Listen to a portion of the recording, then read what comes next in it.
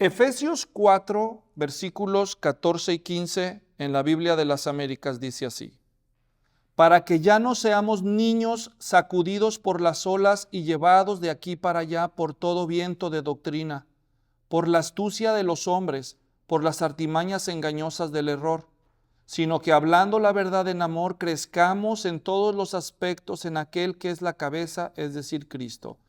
Este versículo dice en el versículo 14 que hay algo que no debemos hacer y en el versículo 15 que hay algo que sí debemos hacer. En el versículo 14 la Biblia dice aquí que no debemos de ser como niños siempre. ¿Lo leyeron? ¿Sí? Dice en el versículo 14, para que ya no seamos niños. Y está hablando de niñez, de infancia espiritual. Cuando una persona se convierte a nuestro Señor Jesucristo por la fe, ocurre un nuevo nacimiento. Adentro de la persona hay un nuevo comienzo. Así que después de que naces, eres un niño, eres un bebé. La Biblia dice en Primera de Pedro, capítulo 1, versículo 23, que nosotros fuimos renacidos, es decir, que nacimos de nuevo por la palabra de Dios que vive y permanece para siempre. Cuando nosotros oímos el Evangelio y creemos en el Evangelio, nos convertimos en cristianos, nacemos de nuevo y empezamos como niños. Así que no hay nada de malo en ser niños. El único que nació adulto fue Adán. Y después de él, todos nacimos niños. Pues espiritualmente igual, todos nacemos niños y no hay nada de malo en ser niños. Lo malo es quedarse niño.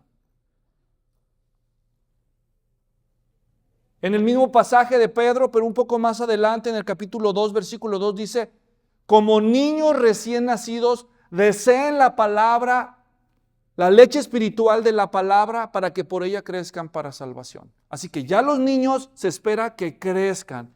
En Efesios 4:14 se nos dice que no deberíamos de ser niños de por vida. Y en el versículo 15 se nos dice que debemos crecer. Es el mismo espíritu, pero con un mandamiento opuesto. Negativamente, no seamos niños; positivamente, crezcamos. Dice el versículo 15, sino que hablando la verdad en amor, crezcamos en todos los aspectos en aquel que es la cabeza, es decir, en Cristo.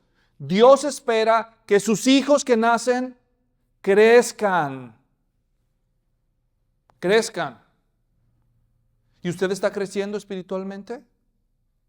¿Cómo puedo crecer espiritualmente, Luis?, te preguntarás. ¿Hay algo que esta iglesia pueda hacer por mí para ayudarme a crecer de una manera más saludable? Tú no puedes crecer más rápido de lo natural, pero sí puedes dejar de crecer. ¿Está claro lo que decimos? Crecer toma tiempo, pero si tú no eres cuidadoso, puedes dejar de crecer. Espiritualmente hablando, nunca dejamos de crecer. ¿Estás tú creciendo espiritualmente? Hoy en día voy a recordarles qué tipo de iglesia es nuestra iglesia. Dios ha puesto en mi corazón durante el mes de julio y estas semanas recordarnos a todos de qué se trata ser parte de una iglesia cristiana bíblica y cómo funciona eso en nuestra iglesia en específico. Hoy en día hay muchas iglesias en todas partes. Más de 2,000 millones de personas en el mundo dicen ser cristianas. Más de 2,000 millones, alrededor de 2,300 millones de personas en el mundo dicen ser cristianas. Pero no se ponen de acuerdo entre ellas. Pero todos esos millones de personas se podrían dividir en dos grandes grupos. Aquellos que quieren vivir un cristianismo como ellos piensan a su manera, y los que quieren vivir un cristianismo según las Sagradas Escrituras. Ahora, ¿qué tipo de iglesia es la iglesia del pueblo de Dios? Cuando a ti te pregunten, oye, ¿tú vas a la iglesia? Y tú vas a decir, sí, yo voy a la iglesia. Ah, ¿y qué iglesia es esa? ¿Qué tipo de iglesia es la iglesia del pueblo de Dios? entonces tú vas a poder responder así. La iglesia a la que yo voy es una iglesia cristiana bíblica. ¿Qué es la iglesia del pueblo de Dios? A lo mejor no estás de acuerdo con lo que enseña esta iglesia, pero aunque no estés de acuerdo, tú mereces saber qué tipo de iglesia es esta. Y si alguien te pregunta, vas a decir, esa iglesia, esta es una iglesia cristiana bíblica. ¿Qué es esta iglesia? Es una iglesia cristiana bíblica. Esta es una iglesia cristiana porque en esta iglesia, como en otras, nuestro Señor Jesucristo es la persona más importante. Entre todo el ambiente espiritual invisible y todo lo que Dios hace y ha designado para este mundo y para los seres humanos y nuestra vida terrenal, hay un solo punto de acceso y de intercambio. Hay un embudo, hay una sola puerta y ese es Jesucristo. No es Jesucristo y el Papa, no es Jesucristo y el pastor, no es Jesucristo y los santos difuntos o vivos. No es Jesucristo y es Jesucristo, punto. Jesucristo es el único mediador entre Dios y los hombres, según la Biblia. Así que esta iglesia cree eso y creemos que Jesucristo juega un papel central e importante en la vida del verdadero cristianismo. Por eso se llama cristianismo. ¿Por qué creen que se llama cristianismo? Porque se trata de Cristo. Así que esta iglesia es una iglesia, en primer lugar, una iglesia cristiana. Cuando alguien venga a una reunión de esta iglesia, queremos que esa persona oiga de Cristo. Que cuando oye las canciones, va a oír de Cristo en las canciones. Que cuando oye el mensaje, va a oír cómo se conecta el mensaje del tema que sea con la persona o con la obra de Cristo en algún punto. Que se ora en el nombre de Cristo. O sea, Cristo juega un papel central en una iglesia verdaderamente cristiana. Pero hay muchas iglesias que también creen en Cristo, pero no siguen nuestras costumbres. ¿Por qué? Porque esta iglesia, además de ser una iglesia cristiana, es una iglesia cristiana bíblica. Ahora, antes de entrar ahí, déjame decirte algo. Si tú vas a una iglesia que dice que es cristiana y no habla de Cristo, tienes derecho a quejarte. ¿Oyeron lo que dije? Si tú vas a una iglesia que dice que es cristiana y no habla de Cristo, tienes derecho de quejarte. Tienes derecho de acercarte al final de la reunión y decirle, oye, yo pensé que viene una iglesia cristiana. No, si somos cristianos. ¿Y por qué no hablaron de Cristo? ¿Entienden lo que digo? Bueno, pero hay personas que tienen una idea de Cristo muy diferente a la nuestra o a la de otras iglesias como esta. ¿Por qué? Porque en esta iglesia no solo queremos ser una iglesia cristiana, sino queremos ser una iglesia cristiana bíblica. Es decir, como dice nuestro enunciado de propósito, que en esta iglesia existimos para glorificar a Dios siendo y haciendo discípulos de Cristo que dan a conocer su grandeza.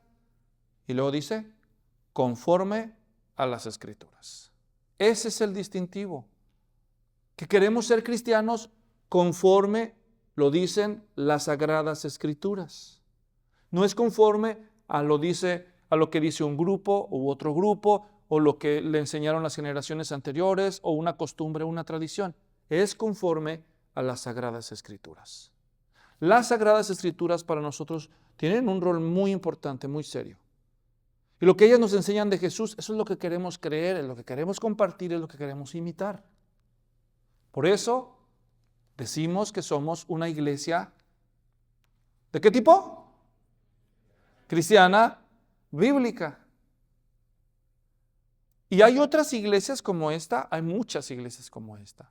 Nosotros tenemos fraternidad cristiana con otras iglesias que tienen esta misma convicción de ser iglesias cristianas bíblicas en el área de California, y también estamos formalmente afiliados a un movimiento que se llama Coalición por el Evangelio. Tú lo puedes visitar en internet, coaliciónporelevangelio.com, y hay un directorio de iglesias. Si tú buscas iglesias en California, y vas a ver Iglesia del Pueblo de Dios. Somos una entre tantas. Si algún día quieres ir a otra ciudad y buscar una iglesia cristiana bíblica, buscas en ese directorio en la ciudad en la que estás o en el país en donde estás y te van a salir una lista de iglesias. Y también en inglés, The Gospel Coalition. Si tú visitas alguna de esas iglesias, no vas a encontrar necesariamente que cantan las mismas canciones que nosotros, pero sí vas a encontrar que cantan canciones cristocéntricas. Porque ¿de qué se trata entonces? De Cristo a la luz de las Sagradas Escrituras. Ese es el tipo de iglesia que nosotros somos, ¿ok? So, if you didn't understand much what I just said, make sure you ask your father or your mother that is present the importance of knowing which kind of Christian church we are, because we are a very peculiar kind of Christian church, okay? Now, I'm sorry, I'm going to move on, but I hope you get some of my main ideas. Siguiente. Somos una iglesia cristiana bíblica. Esta iglesia existe para servir a 3 audiencias. Hagan de cuenta que es como tener una meta o un blanco. Se le llama target en inglés. Oh, yo pensé que era un supermercado. No, target significa un blanco, ¿verdad? No una tienda de competencia de Walmart. El target, el blanco, es donde tiras las flechas para medir tu puntería. En el centro del target, en el centro del blanco, está el círculo que se llama Dios. Esta iglesia existe para exaltar a Dios. Él es la primera y la persona más importante. ¿Quién es? Esta iglesia existe para engrandecer a Dios, para exaltar a Dios. Hay muchos nombres o palabras sinónimas que usamos para la misma idea. Para glorificar a Dios, para engrandecer a Dios, para exaltar a Dios, para adorar a Dios. Él es la persona número 1 y esa es la primera responsabilidad. Nuestro blanco a Él. Por eso cuando venimos aquí, estos hermanos no están cantando para estos hermanos, sino que estos hermanos están cantando para Él. ¿Entienden? Él es la audiencia, nosotros todos somos el coro y los servidores. Él está en el corazón, a Él apuntamos, Él es la meta. Dios, engrandecer a Dios, exaltar a Dios. En palabras bíblicas, Jesús dijo en Juan 4, 23 y 24, dijo que el Padre anda buscando adoradores que lo adoren en espíritu y en verdad. El Padre anda buscando adoradores, gente que lo adore, que lo exalte, que lo engrandezca, que lo glorifique. Y para eso existe esta iglesia, para Dios. En las reuniones, cada cosa que hacemos es para adorar a Dios. No nada más el sermón. Cantamos para Dios, ofrendamos para Dios, oramos a Dios. Escuchamos la palabra de Dios con la actitud correcta, también como un acto de adoración. La razón por la que venimos, entre otras, es para pagar nuestro tributo a nuestro rey. Si tú vives en Estados Unidos y trabajas, tienes que pagar impuestos. ¿Sabían eso? Pregúntame a mí, pastor. Todavía debo, dicen algunos, ¿verdad? No te puedes escapar. Podrás escapar en tu estatus migratorio, pero en tu estatus de impuestos no te vas a escapar. El día que te descubran, ya vas a ver, te van a visitar. Pues Dios nuestro Rey tiene un impuesto. El impuesto de vida. Y es glorificarlo. En Romanos 1 dice que aunque fuimos creados por Dios, no le glorificamos como a Dios ni le dimos gracias, sino que nos envanecimos en nuestros razonamientos. Por eso la ira de Dios ha venido sobre el mundo, porque no lo glorificamos. Y no queremos la ira de Dios. Por eso le tributamos adoración, alabanza, lo exaltamos. Ok, así que en el corazón del blanco está Dios. En el segundo círculo está los hijos de Dios. ¿Entienden? Los creyentes, los que ya se han convertido a Jesucristo. La iglesia existe para exaltar a Dios y número 2, la iglesia existe para edificar a los hijos de Dios, para ayudarlos a crecer, a madurar, lo que vimos al principio, para que ya no seamos niños, sino que crezcamos en todos los aspectos en aquel que es la cabeza, Jesucristo. La iglesia existe, en segundo lugar, para edificar, para ayudar a crecer. Edificar es una imagen, es construir un edificio. Tú no puedes comprar un terreno y decir que eso es un edificio, ¿verdad que no? Tienes que ponerle encima. Tienes que ponerle encima cosas que se vaya levantando. Eso es un segundo objetivo de una iglesia cristiana bíblica. Exaltar a Dios, edificar a los hijos de Dios. Pero hay unos que no son hijos de Dios todavía, ¿verdad? Ya van a serlo. Pero para que puedan ser hijos de Dios, tenemos que evangelizarlos. Evangelizar significa anunciarles las buenas nuevas de Jesús, para que al creer en ellas se conviertan en hijos de Dios. Así que a Dios lo exaltamos, a los hijos de Dios los edificamos y a los que no son hijos de Dios todavía los evangelizamos. Esos son los tres objetivos por los cuales existe una iglesia cristiana bíblica. ¿Qué tipo de iglesia es esta iglesia?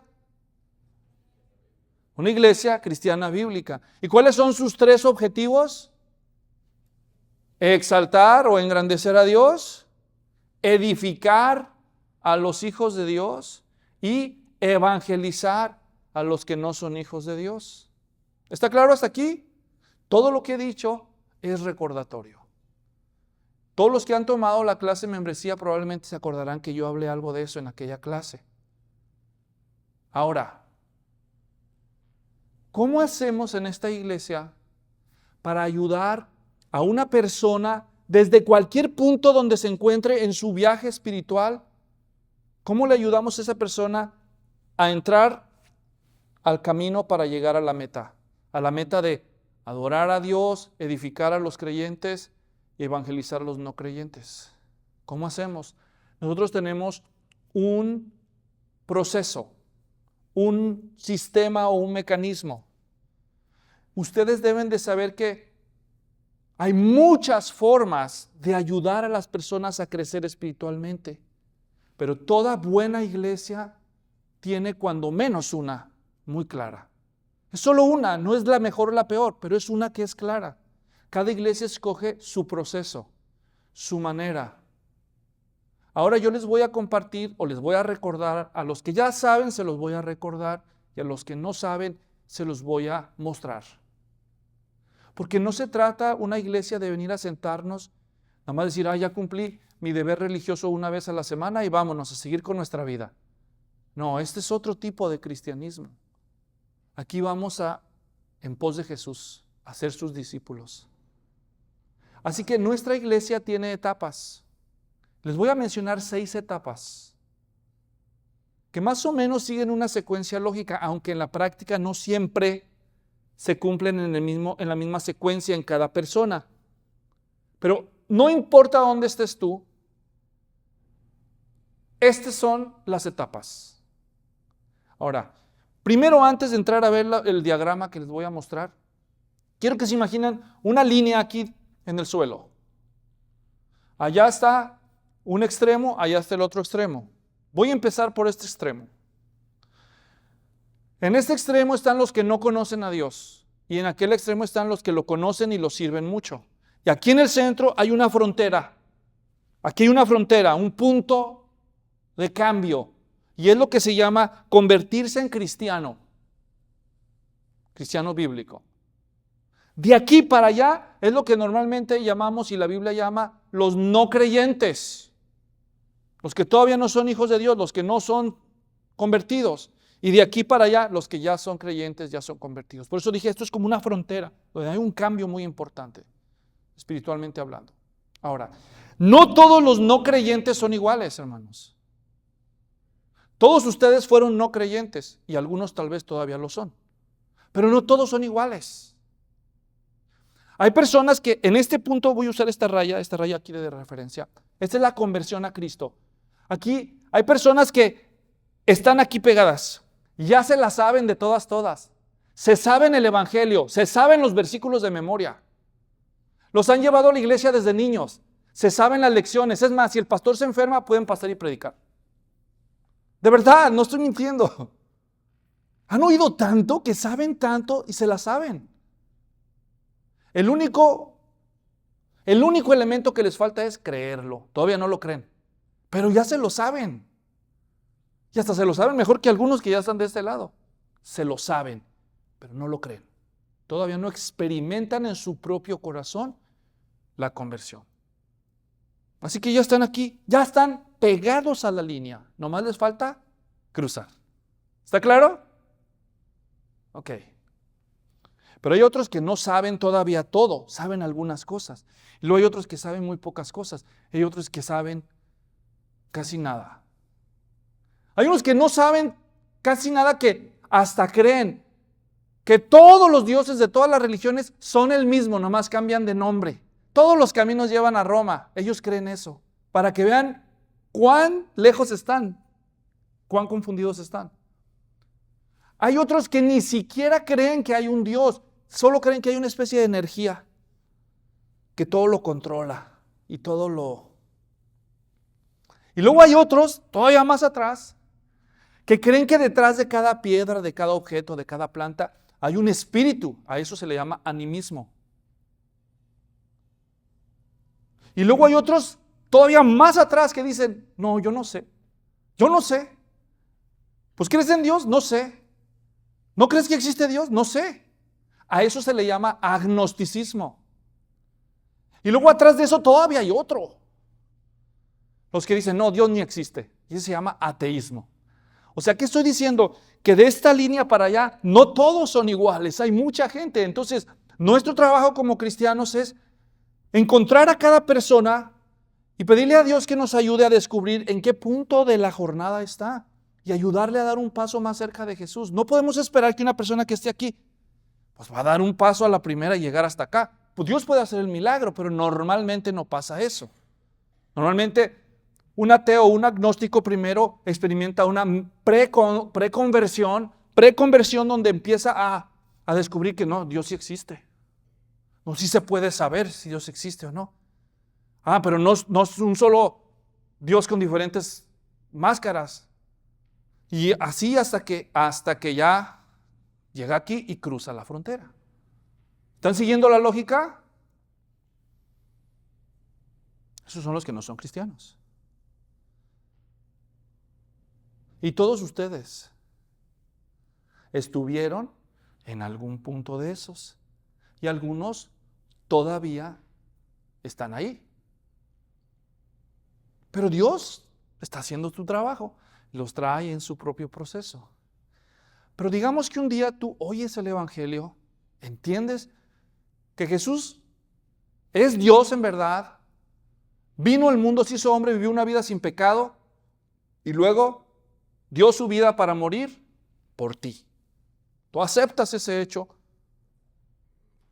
y crees que Jesús es el supremo sobre todos y prefieres a Jesús que cualquier otra cosa. Entonces te arrepientes de tus pecados y crees en Jesús como el Señor y el único Salvador. Y al tomar esa decisión de creer en Él, te conviertes, cruzaste la frontera y acabas de llegar al primer paso de la jornada espiritual a partir de aquí para allá. Y ahí está número 1 en la imagen. ¿Qué dice ahí? Creer.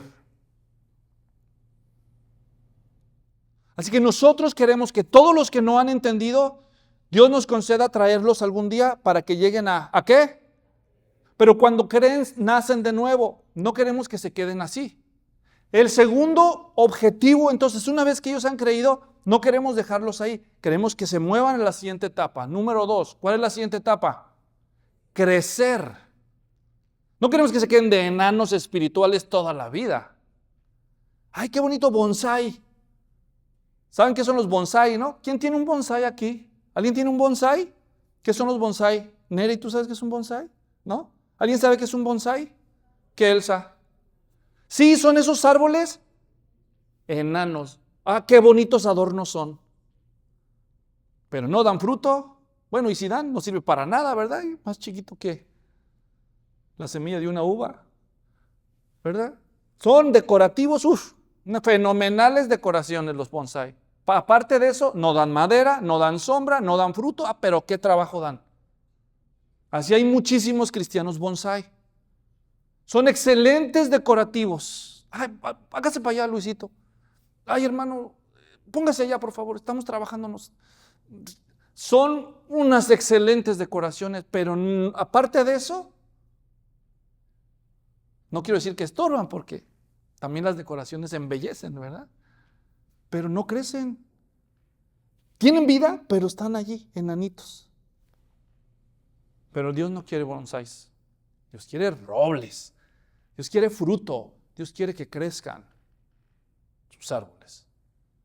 Entonces, ya que empiezan a crecer, entonces una persona se convierte en cristiana, empieza a crecer, pero después debe descubrir que las personas no nacen en un vacío, las personas nacen en una familia. ¿Sí o no? Es una anomalía cuando un ser humano nace y lo dejan abandonado. ¿Sí o no?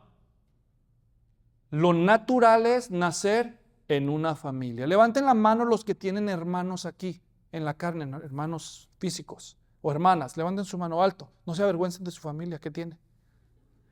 ¿Ok? Ahora, levanten la mano los que tienen hermanos perfectos. A ver, levanten la mano los que tienen hermanos perfectos. Allá alguien en Stockton levantó la mano. Dice, sí, se llama Perfecta García. Es la única perfecta, porque le pusieron perfecta, ¿no? ¿Cuántos tienen un hermano perfecto? Y dijo, Perfecta García. Ah, bueno. No tenemos hermanos perfectos, pero tenemos hermanos. ¿Sí o no? ¿Nunca te hartaste de tus hermanos? No, yo sé que ustedes son más buena gente que yo, o que mis hermanas, pero ellas sí se hartaron de su hermano, pero no se dieron por vencido. ¿Saben por qué? Porque es su hermano. ¿Tú te das por vencido con tus hermanos? Es muy difícil darse por vencido con un hermano. ¿Por qué? ¿Es el que te tocó o no? Es tu familia, no tienes otra. Si la tiras, ya no vas a tener. Pues la tienes. Tienes lo que te tocó y haces lo mejor que se puede con esa familia, porque es tu familia. ¿Qué creen que Dios tiene en mente para cada uno de sus hijos? ¿Que estén aislados? Como dicen hoy en día muchos que dicen ser cristianos. No, yo soy cristiano aquí en mi casa, yo leo mi Biblia, yo conozco a Cristo como mi Salvador. Yo no tengo iglesia ni la necesito. Yo aquí, mira, con Dios. Esas son mentiras. Eso no existe en la Biblia. Hay que pertenecer a una familia. Pero es que si tú supieras lo que la iglesia me ha hecho, ay. Levanten la mano los que tienen hermanos perfectos. No hay hermanos perfectos. Solo hay hermanos. Los hermanos no son para que sean perfectos. Son para vivir con ellos, para perfeccionarlos y que nos perfeccionen. Para eso son. Por eso todos los cristianos, en el proceso en que estamos creciendo, tenemos que hacer un compromiso con una iglesia local de personas imperfectas a través de las cuales Dios va a trabajar en nuestra vida y va a trabajar en la vida de otros a través de nosotros. Es nuestra familia. Y nosotros le llamamos a eso número 3, Ashley, pertenecer. Crecer, creer, crecer, pertenecer. Y después de pertenecer no se terminó. Ya, pues ya, soy miembro de esta familia, soy miembro de esta iglesia. Ok, ¿ahora qué? Ya, llegué a la meta. No. Siguiente. No eres parte de la familia para llegar a sentarte, sino para ponerte a trabajar. Por eso, siguiente, servir. Queremos que tú uses los recursos que Dios te dio a ti, tus talentos, tus dones, tus capacidades, tu dinero, tus cosas para servir. Para que tu vida agregue a la causa de Cristo. Para encontrar un ministerio donde desarrolles tu capacidad y lleves fruto. Entonces, ya que estás sirviendo, entonces empiezas a experimentar madurez.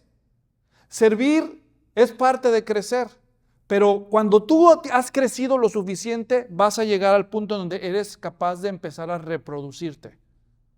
Solo los maduros se reproducen bien, ¿sí o no?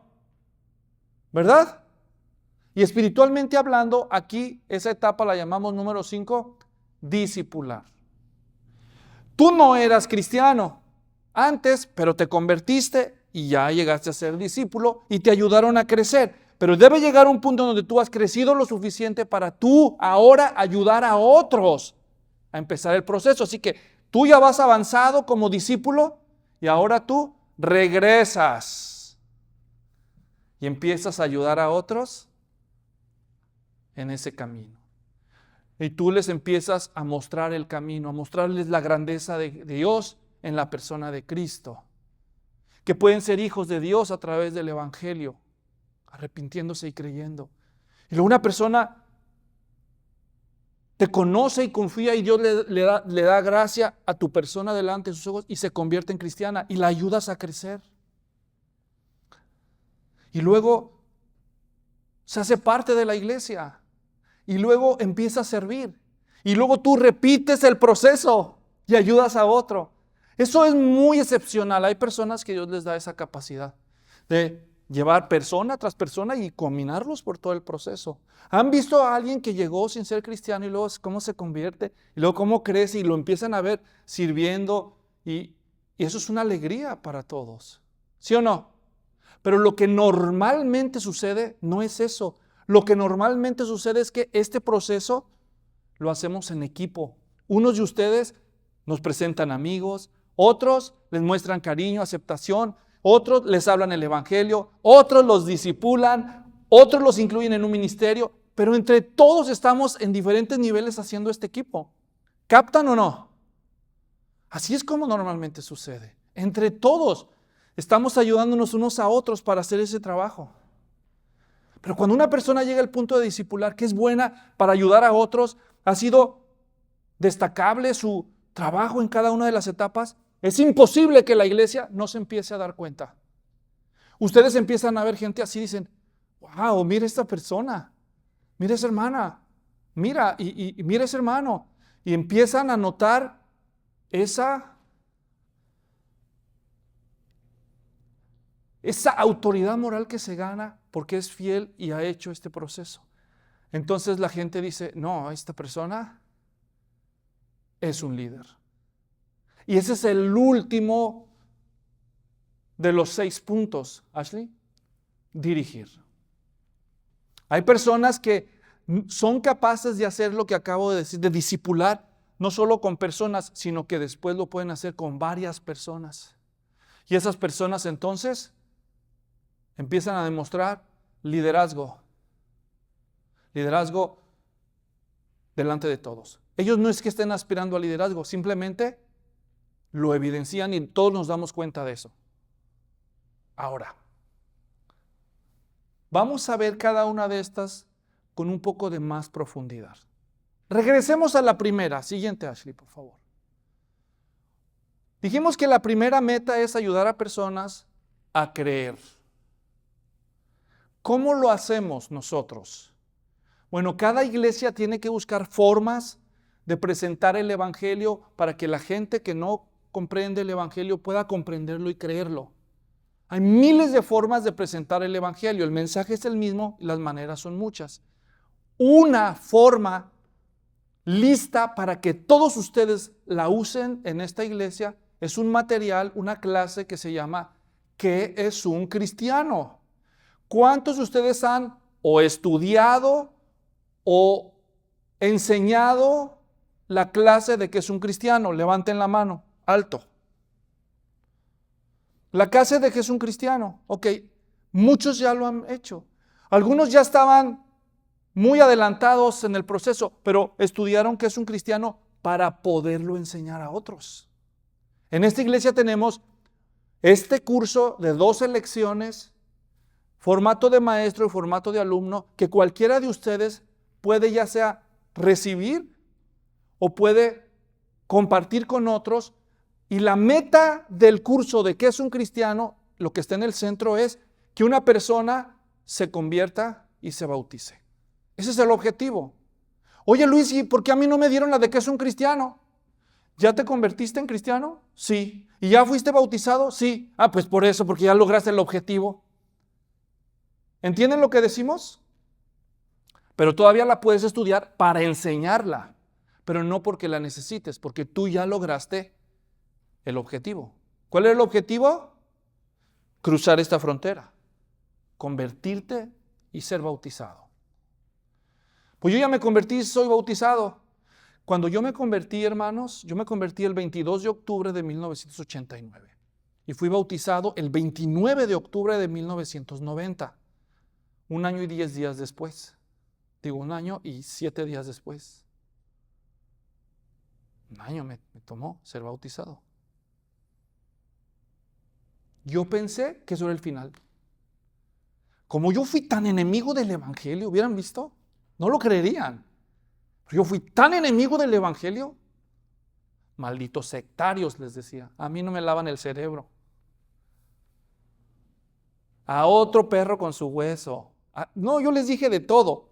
Pero al final, Dios tuvo misericordia de mí, me reveló la gloria de Cristo en el evangelio. Y cuando dije, yo de verdad, mis pecados no están perdonados, me muero, me voy a perder, yo no me quiero perder. Y el día que entendí eso, dije, no, yo sí quiero al Señor Jesucristo. Casi, el día que me convertí, casi me acuerdo que volteé con los que me evangelizaban y les dije, ¿por qué nunca me dijeron? ¡Ay, hijos!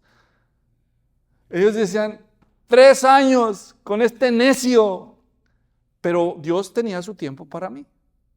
Pero fui tan duro que yo pensé que eso era el fin de la historia. No entendí que era el principio, yo acababa de nacer. Entonces, después de creer, viene crecer. El recurso que usamos en nuestra iglesia es un curso de 12 semanas que se llama ¿Qué es un discípulo? ¿Quiénes han tomado o están tomando qué es un discípulo? Levanten la mano. Ok, unos pocos. ¿Qué es un discípulo? Allí está el material listo. En ese curso tú vas a aprender lo que necesitas hacer para ser maduro. Cuando acabes las 12 semanas de qué es un discípulo, no vas a ser maduro, pero al menos ya vas a saber cómo vas a ser maduro. ¿Entienden? Así como te dicen, tienes que comerte tus verduras, Ponchito. No me gusta. Pero si quieres ser sano, si no quieres que te salga sangre de la nariz y que se te caigan los dientes y parecerte a tu papá, ¿qué pasó? Tienes que comer frutas y verduras. Ya sabes lo que tienes que hacer. ¿Y cuándo? El resto de tu vida. Bueno, en ese curso te enseñamos cosas que tú debes de practicar el resto de tu vida si quieres crecer de manera natural. No vas a ser maduro cuando termines el curso, pero al menos vas a saber lo que tienes que hacer. ¿Están entendiendo, hermanos? ¿Cómo qué aprenden allí? Le enseñamos cómo orar, cómo leer su Biblia y estudiar. Le enseñamos a perdonar. Le enseñamos cuál es su lugar dentro de su familia, según los ojos de Dios. Le enseñamos de la confesión inmediata. Le enseñamos muchas cosas necesarias para crecer. La meta visible es que la persona empiece a congregarse, empiece a venir a la iglesia, pero sobre todo que empiece a hacer su devocional personal, que lea su Biblia entre semana y ore y se empiece a alimentar por sí misma. Eso es fundamental para crecer, que uno empiece a alimentarse por sí mismo. Si tú eres de los cristianos que solo se alimenta con la palabra de Dios de domingo en domingo, tú estás anémico espiritualmente, raquítico. No te extraña que con cualquier cosita te tropiezas porque estás muy débil. Tienes que aprenderte a alimentar entre semana también. ¿Te imaginas un bebé que le dieras de comer 1 libra de Gerber, pero nada más el domingo en la mañana? Pues no lo vas a matar, ¿verdad? Lo vas a enfermar. Entonces, para crecer, 2 cosas esenciales es aprender a alimentarte por ti mismo, lo que llamamos devocional personal, y luego congregarte con regularidad. Hay otras cosas, pero digamos que esas son señales visibles. Después de eso tenemos la clase de qué es un miembro o descubre la membresía. La clase de membresía. ¿Cuántos aquí tomaron la clase de membresía? Levanten la mano. Ok. Y ahí le explicamos a las personas qué se necesita hacer para ser un miembro de esta iglesia. Y yo en esa clase he dado este ejemplo y se los voy a recordar. Yo tengo tenemos una hija y tenemos un hijo nosotros. Imagínense que un día por ahí una chamacona le pone los ojos al moreno Y de pronto él llega ahí acompañado con una muchacha a la casa, ¿no? Que quiere hacer puntos la muchacha. Y ay, don Luis, y que mire que le traje un pastelito. Y yo dije, ya sé qué quiere esa muchacha. O al revés, ¿no? Que llega un muchacho ahí, mi hija, pues nuestra hija ya es joven, es bonita. Llega un muchacho ahí detrás de ella. Yo digo, ya sé qué quiere este. Quiere ganarse al suegro, pero fíjate que no, ¿verdad? Entonces llega muy amable y muy respetuoso y le corto el paso si quiere. Le lavo su carro, don Luis. Sí, ya los conozco. Y muy amables, ¿no? Muy amables. Y no salen de la casa. Ay, qué bueno, voy a la iglesia con ustedes. No, hombre. Pero se la viven en la casa literalmente. Navidad ya no quieren ir con sus papás, acá quieren estar con nosotros. El día de Acción de Gracias, se la viven en la casa. Pregunta, solo porque se la viven en la casa, ¿es mi hijo? ¿El muchacho ese? ¿Es mi hijo? Pero se la pasa en mi casa, de ahí no sale. No es mi hijo, ¿verdad? ¿O porque ahí está la muchacha? ¿Es mi hija con eso? No. ¿Saben cuándo va a ser él mi hijo, verdad? Cuando se comprometa y se case con mi hija, allí va a ser mi hijo. Aunque lleva un año metido en mi casa, no es mi hijo. Aunque lleve 10 años. Si no formaliza su relación con mi familia a través de una decisión pública, yo no le creo. ¿O tú le creerías? No le creas. Lo mismo pasa en las iglesias, hermanos. Asistir a una iglesia no te hace miembro de la iglesia. No te hace miembro de la iglesia. Hay gente que viene a la iglesia y muchos pastores creen que porque solo vienen a la iglesia ya son miembros. No se confundan. Vienen a la iglesia y luego cuando el pastor los va y los visita porque cree que son miembros de su iglesia, le dice, a ver, pues yo lo vengo a visitar y ya no lo he visto últimamente en la iglesia, pues ¿qué pasa con usted? No, a mí ni me interesa la iglesia. Más que la señora me dice que si no voy a la iglesia con ella, pues no vamos a hacer cosas juntos, pues por eso voy, pero yo por mí no iba. Entonces no es porque la gente va a la iglesia. ¿Por qué va la gente a la iglesia? ¿Por qué? Si tú no formalizas, ¿a ti te gustaría, mujer, a ti te gustaría que alguien dijera que tú eres su esposa y nunca te pidió permiso? ¿Te gustaría? ¿Te gustaría, hombre, que alguien dijera que tu esposa es su esposa? Claro que no. ¿Por qué lo diría? Tú dices, no, es mi esposa. Yo tengo un papel y un anillo, ¿verdad? Solo entre tantas otras cosas. Porque hubo un acuerdo mutuo.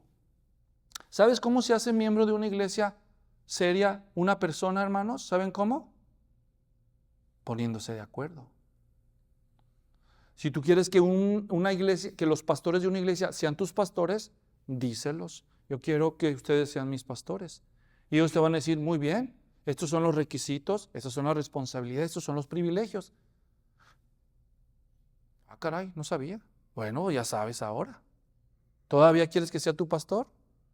No, pues déjeme pensarlo. Casi cada vez que he dado la clase de membresía, alguien decidió no hacerse miembro. Eso significa que sí sirvió la clase, ¿verdad? Dijo, no, pues no, entonces déjame pensarlo. Qué bueno, piénsalo. Ahora, no es buena idea no comprometerse con una iglesia, hermanos. ¿Por qué quisieras estar en una iglesia con la que no te comprometes? ¿No podrías estar perdiéndote la verdadera iglesia que Dios tiene para ti? Dios no nos creó para ser como abortivos, nos creó para ser parte de una familia, para encontrar gente que nos cuide, que nos corrija y que nos capacite. 3 cosas. Que nos cuide. Para eso está la iglesia, para cuidarte.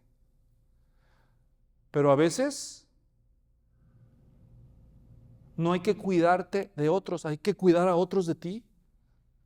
Por eso también la iglesia existe para corregir, porque a veces nosotros somos los medios espinosos. No, Luis, eso no está bien, mira, eres hijo de Dios. Ok. Para cuidarte, para corregirte, para capacitarte. Mira, hijo, vas a cortar el pasto.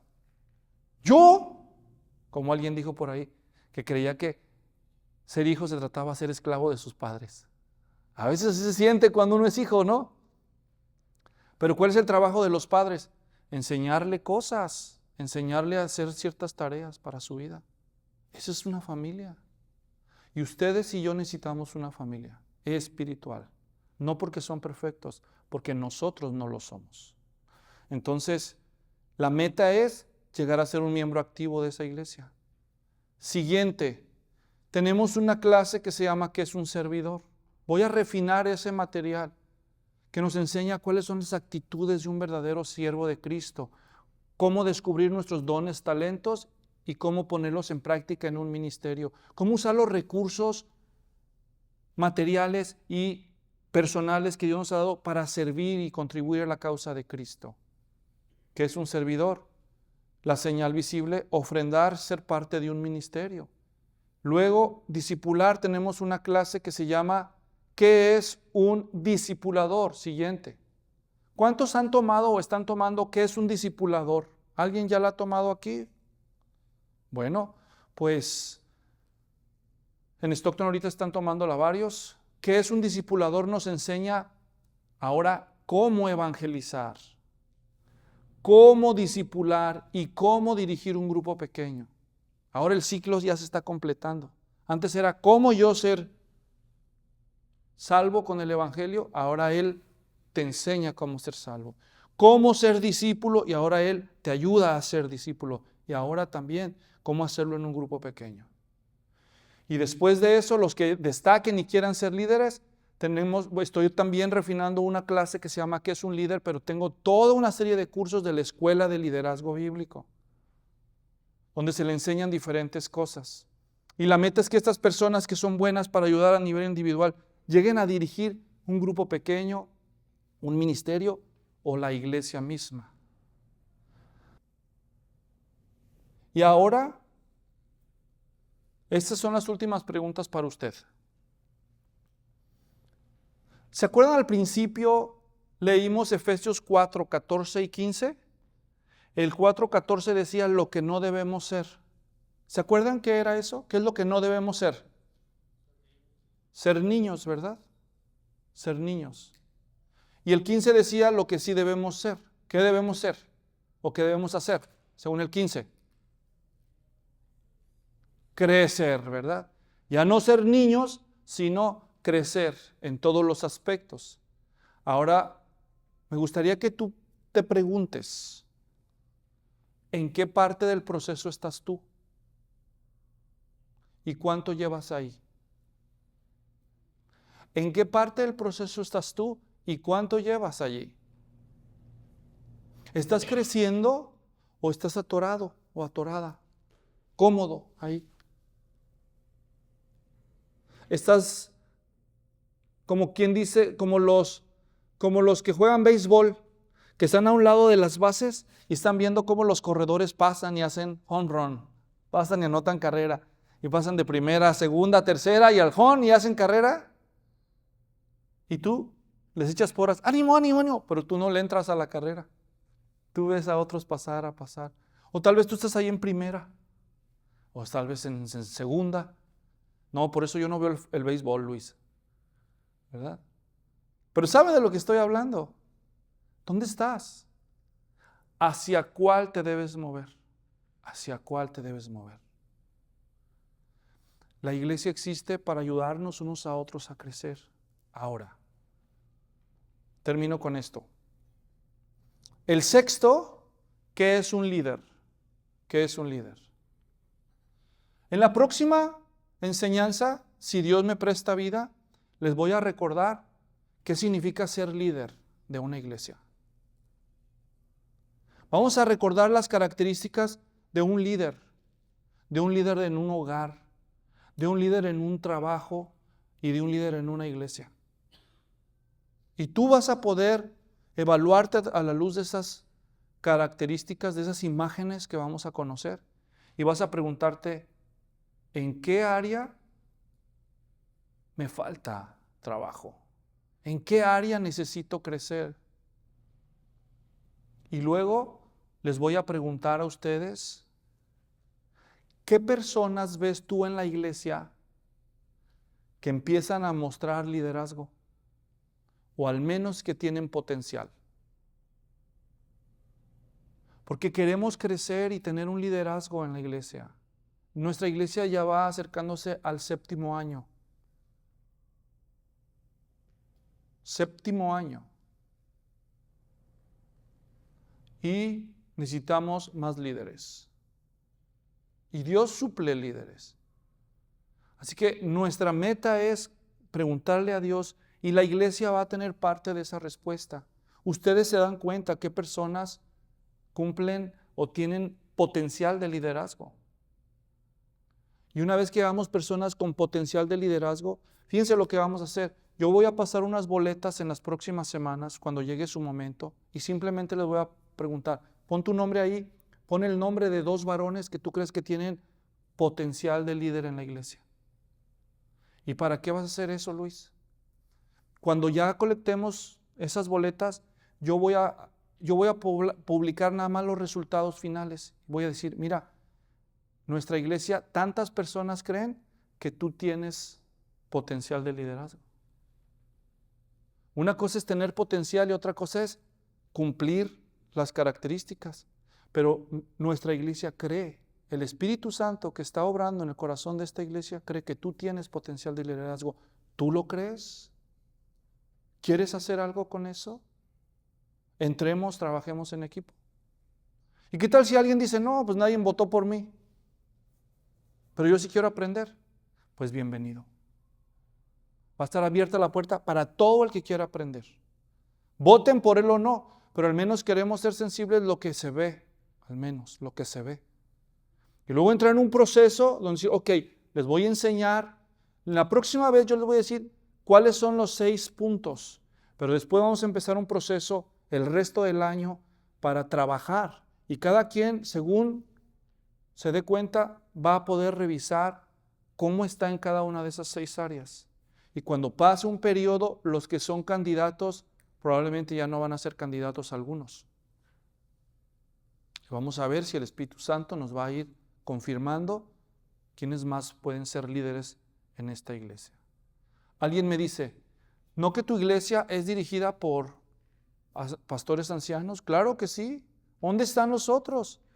Pues por ahí están sentados, pero estamos orando y esperando ver que Dios los va a levantar. ¿Verdad? ¿Por qué no hay otros? Me preguntan. Y yo les digo lo mismo. No sé por qué. ¿Por qué no hay otros? Tal vez porque tú como pastor no has hecho bien tu trabajo. Tienen razón.